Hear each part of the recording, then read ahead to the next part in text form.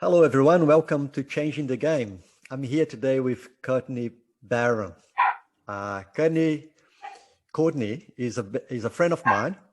She's a senior executive with the Western Australian Executive. She has been working with the Premier and the Cabinet. Courtney is a vocal advocate for women, particularly in relation to employment, housing, and health. Welcome, Courtney. Thank you, Wilson. It's nice to see you. And I should say as well, I do have my daughter in my lap, Daisy. So if I look down, it's because I'm checking on my daughter. Oh, let's make it real. That's really advocating now. That's right. We're a package deal. Yeah, fair enough. Courtney, what about if you talk a little bit about yourself, introduce yourself for us? Okay. So as you mentioned, I'm a senior executive in the WA government at Department of the Premier and Cabinet. And so I've been in government for about 12 years.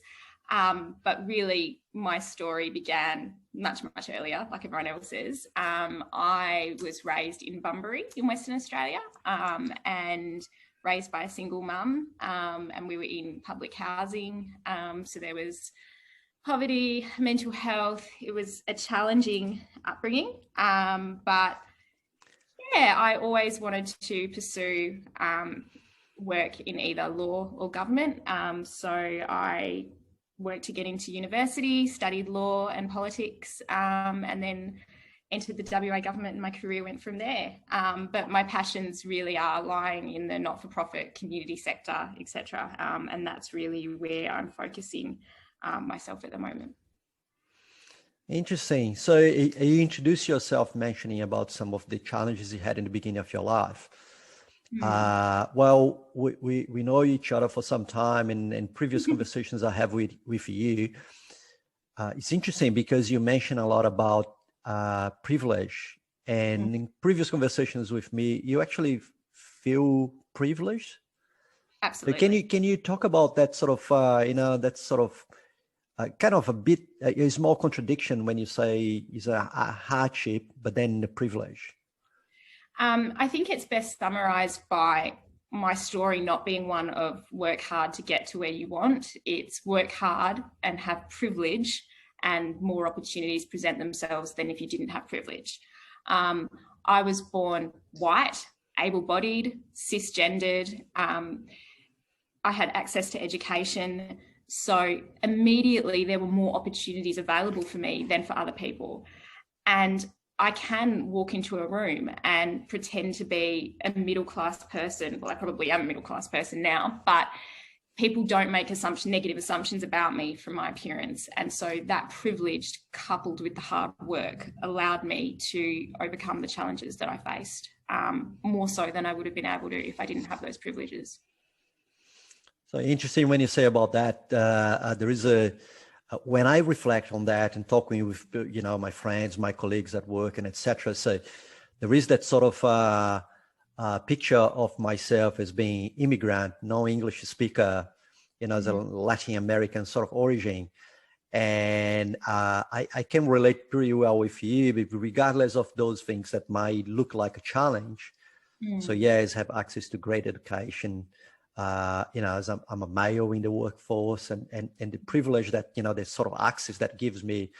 Yeah, I think I can understand what you mean by that. And it helps with your mindset as well. I mean, because if you just focus on the challenges or the hardships that you faced in a negative sense, then that's all they are to you. They don't actually serve you.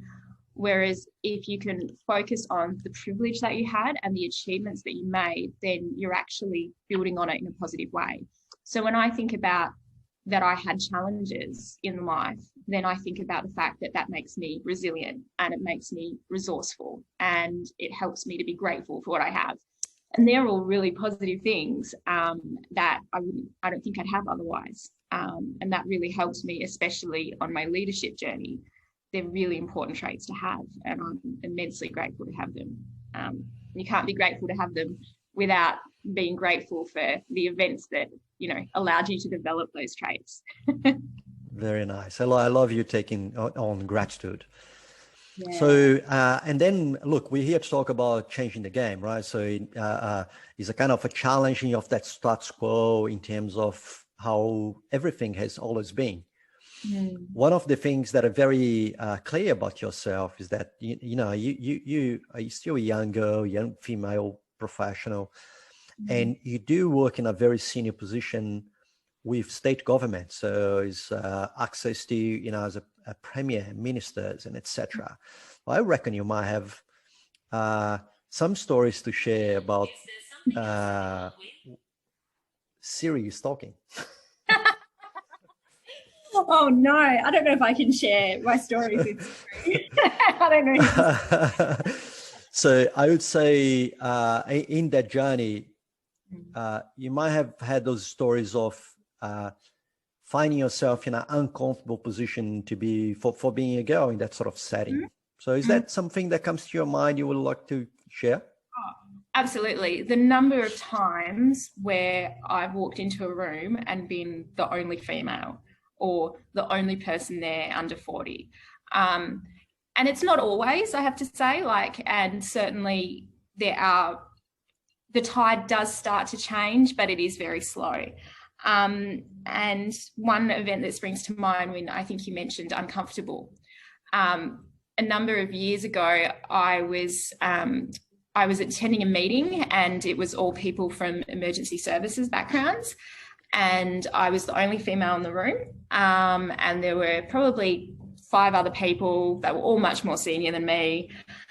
And I was speaking during the meeting, and whilst I was speaking, a person there who was a CEO level interjected me and commented on the top that I was wearing.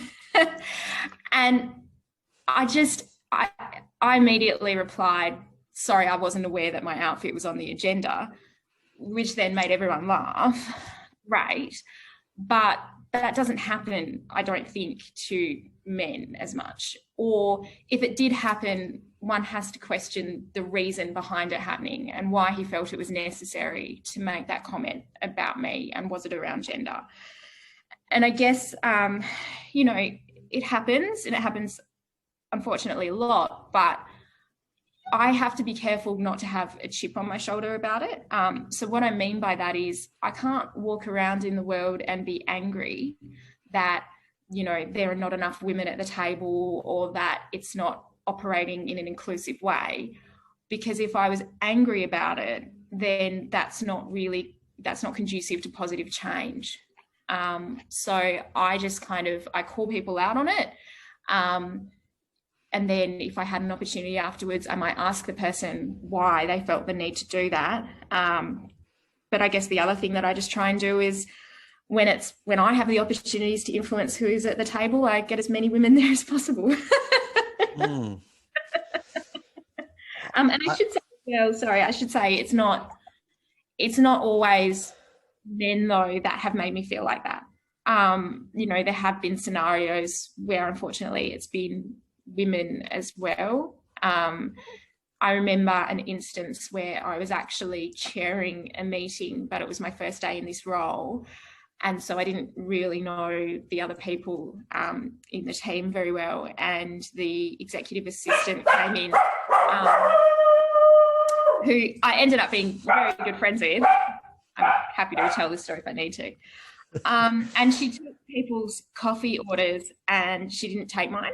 And she just walked out the room. She just blanked me and walked out the room, and then came back 15 minutes later and said, I'm so sorry. I didn't realise you were Courtney. I thought that you were the work experience student,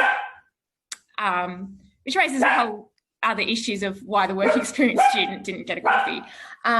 But yeah, just assumptions on the basis of age and gender as to what my role is. So that's very interesting. So much in what you just shared. So there was a situation where we were talking about these meetings settings where women is put in a position of not being there or in the second row of chairs and that sort of thing. And I remember having a conversation with someone of the roles of the men in these sort of situations. And one thing that I actually confess that I felt embarrassed, because I never thought about that before, was the role that I could have in not allowing that to happen. Is you mentioned about you putting yourself in that position of raise the voice. I think one of the contributions I can come with is actually also not accept and raise my voice when I see a situation like that. You're right. So, and it comes from everywhere, isn't it? It doesn't come only from a specific demographic. It comes from us and in a general setting. So, interesting. Yeah, it's really difficult though. Like, I mean, certainly I would be appreciative of a male speaking up if they saw that I was being treated differently. But then at the same time, if I look at it from, say, your perspective, where's the line between advocating for someone versus talking over them? So you might well, for instance, think perhaps it's better for me to sit back and let Courtney be the one to speak up here and give her a voice, because otherwise I'm just using my privilege to, to silence her. And if I put that in a practical example, something that I've come across is in my teams, I very actively try and recruit Aboriginal people and people from CALD backgrounds. But with that responsibility and that opportunity comes challenge. I had an instance where a female staff member came to me, and she was an Aboriginal lady, and she felt that something in a meeting that she attended that was said by a very senior man was racist and offended her. And it was such a difficult situation for me, because on the one hand, I didn't want to be the one to go then to that male and say, this is how she feels, you need to fix it, etc., because that's excluding her from the conversation and it's silencing. Yep. But at the same time, I had to recognize that I had privilege in that I had seniority and as a white person, and I did have the opportunity to influence it. So it was kind of, where do I draw that line? In that scenario, because I didn't know how to deal with it, I contacted a Aboriginal lady in another organisation who's quite senior and sought her counsel on how to approach the situation, because the victim herself, she was a younger lady, and she didn't know, because my first call was, well, what would you like me to do to empower her? And so I sought guidance from someone else. So I think your point around speaking up, I totally agree, but it is so complex as well, because when you're speaking for someone as opposed to speaking up with them. That's awesome. So it makes me reflect. So what is my role, and where is that sort of line where we go or we lack? That's pretty good. I love the way in the story that you share, where you seek that, as an external counseling sort of thing. That's a very nice example of reaching out to learn how to deal with that diversity. And it's a pretty good. So in the journey of changing the game, one thing that I'm very curious about is, as a key subject there, is diversity and inclusion. And as we're going through this journey, so maybe it's lower than you and I would like to, but the change is happening. So, it's low, but it's happening. So we're seeing some diversity. We're seeing some, more women on the table or in the table. One thing that I'm curious to learn from these stories is, when we do have that diversity, in the table, in the conversation, what is the business value that brings? My assumption or my argument is that, diversity and inclusion is good for business. Do you have, what is your take on that? So how you see how diversity and inclusion is good for business? And I guess my take is slightly different because I am in government, so our outcomes are measured differently as opposed to just dollar value. And there's already lots of research out there about how diversity in the private sector can increase profits, and I don't profess to be an expert in that. But I guess my starting point is always, if you have the same people making the decisions all the time, then you'll end up with the same decision. So if you want innovation and change, then a diversity of views will only lead you there. I love having people around me who think differently to me, because if we're faced with a problem and we all approach it differently and can solve it, that solution is so much stronger than if you were just a homogenous group. And I think in a government setting in particular, because we're motivated by achieving, a range of positive outcomes for the community, if we can be representative of the community that we are making decisions for, then hopefully the policies that we're implementing are more suitable for those people. Yeah, it does make more sense in a industry setting. What I heard the other day was, well, look, the population is made up of roughly 50-50 female and males. If you only have male making decisions about the products we have, so a female ended up using male products, which is not good for anyone, right? So you said your example is is a reach out to have outcomes for the community, same sort of logic. So that makes a whole sense. That's right. And there is a range of interesting research out there as well, which I'm just going to refer to, and I hope people can find their own way to it down a rabbit warren, because it's just fascinating, about the gendered nature of the development of health products and pharmaceuticals. That because it's been a male-led industry, the nature of the products that have been developed, and they've only been tested on men, etc. It's really fascinating. I encourage people to go down that rabbit warren because it's very fascinating. Yeah, very good. So I did have experience that I had the privilege to share with you. So we did some training together in the past. So one of the things in the Leadership WA opportunity that we had to share, one of the things that was very striking for me was that we had a group very diverse, and in that group, not only you had different ideas to contribute to what the outcome we're looking for was, but also I felt in that environment that I didn't have to wear any mask or any position or any psych. I felt safer in trusting the people, regardless the fact that we didn't know each other too well. But I just trust, and my perception is that was due to the diversity, because I didn't see that peer base that I normally unconsciously compete. Right? So what do you think about that take? So do you think you have to sometimes wear a mask to be heard, and different settings maybe not?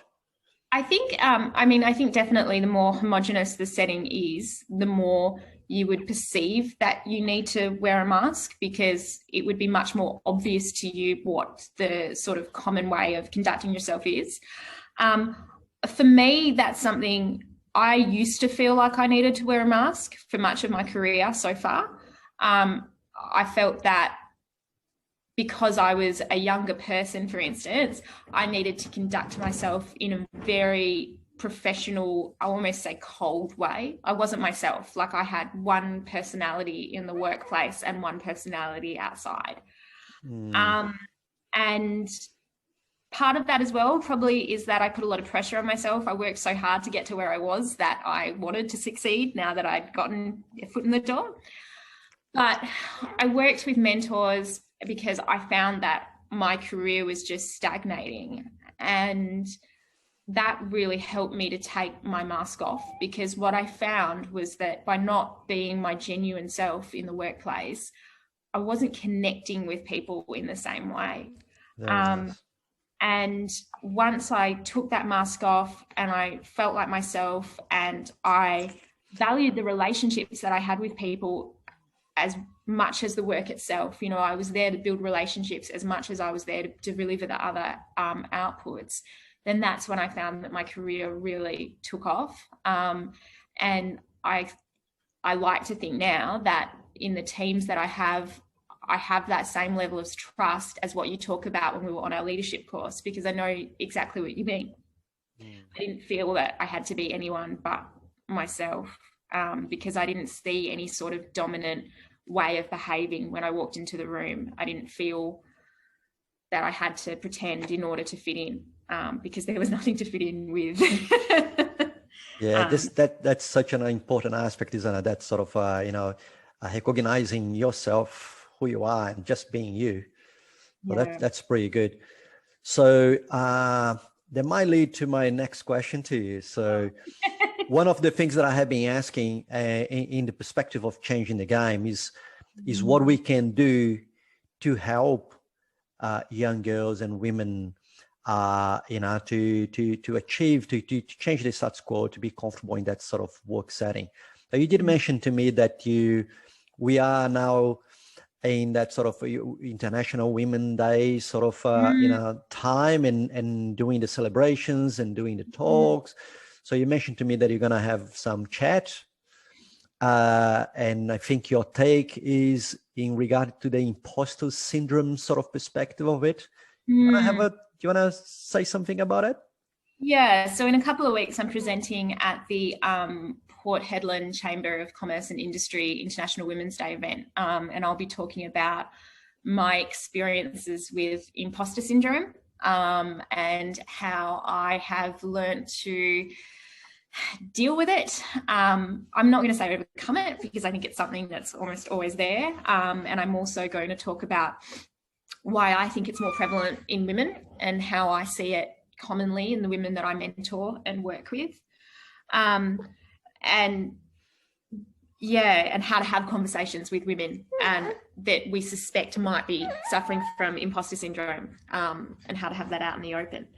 But when we talk about things to help women in the workplace, I mean, Women's Day events and special events for women are great, but for me, it's actually about day-to-day decision-making and how the workplace operates. In a day-to-day sense, how are we including women and operating in an inclusive manner?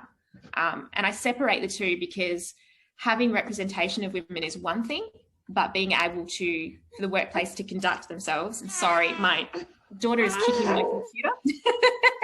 Sorry, I apologize. I was asking myself, what was happening with Courtney's camera? Yeah. So my point was that the number of women or the representation of women is important for a start. You know, I like to walk into a workplace and see women at all levels, not just at junior levels, or not just in the traditional female roles, like administrative roles, and they're undoubtedly the most important in the organisation anyway, but at all levels, a true representation of women. But in addition to that, it only goes so far if you have women there, but the workplace is still operating in a male-centric sense.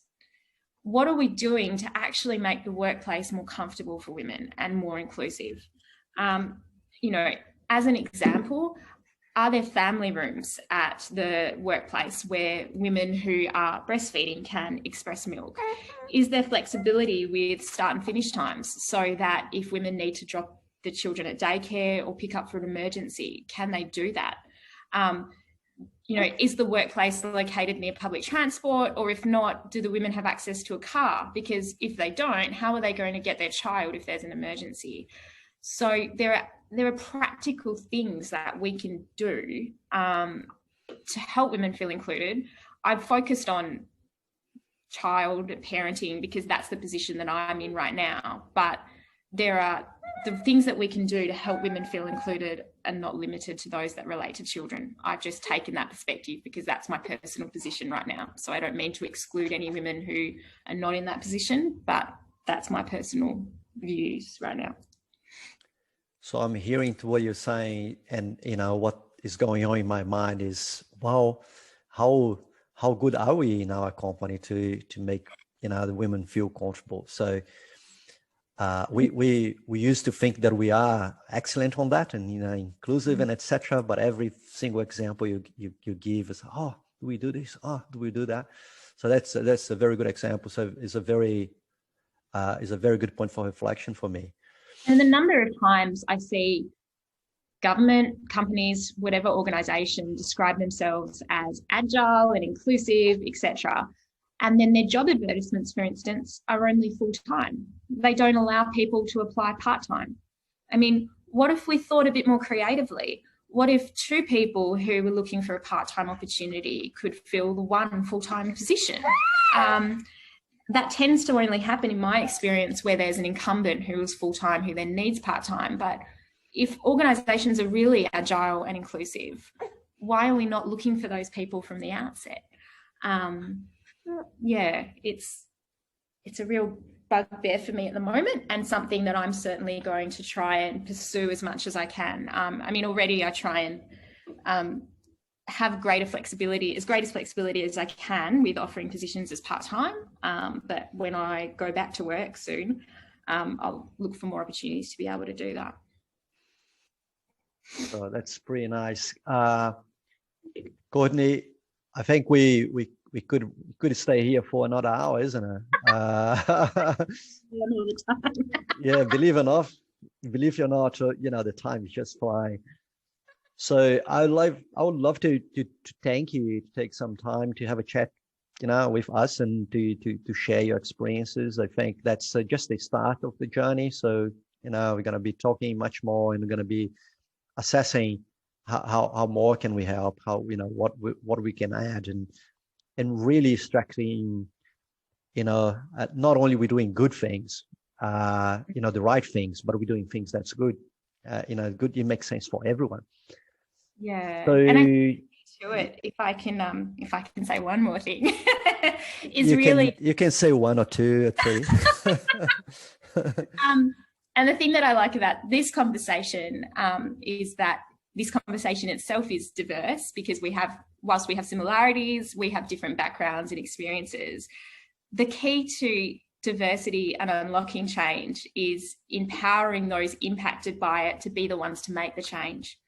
So what I mean by that is, if we're talking about how do we involve more Aboriginal people in the workplace, then allowing the Aboriginal people to be the ones to drive that. And I would see my role in that instance is just using my position, my influence, my resources to support them, rather than me making the decisions for them. When we're talking about women, letting the women drive it and make the decisions. I think that by working together and involving the people that are impacted, that it's actually, there's so many opportunities rather than challenges. I love it.